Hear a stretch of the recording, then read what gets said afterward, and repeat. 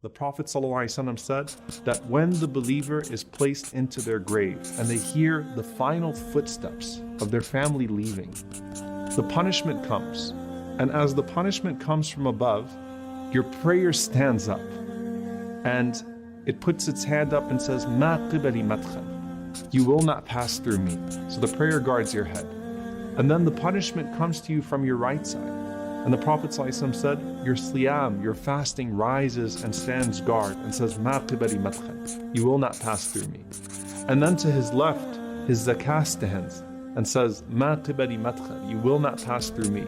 And then at his feet, his sadaqah and silah, his goodness towards his family and then his community, his voluntary charity, his truthfulness, his honesty, all of those things stand guard at the bottom and say, "Ma qibali madkhal."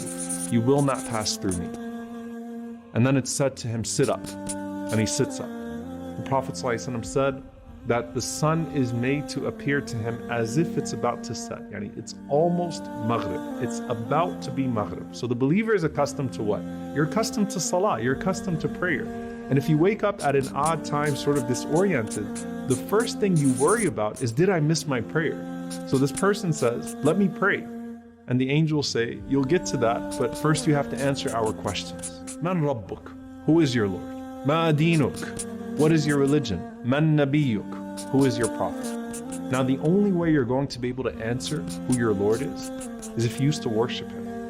And the only way you're going to be able to answer what your religion is if you actually used to practice it.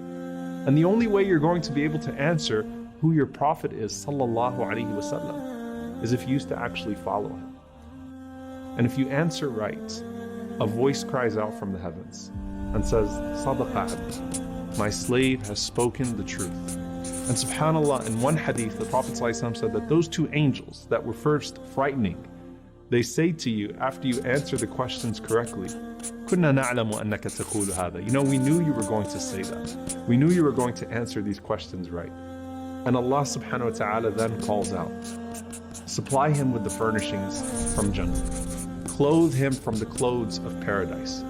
Open for him a gate to paradise so that some of its fragrance comes to him in his grave. And then his grave is expanded for him as far as his eye can see.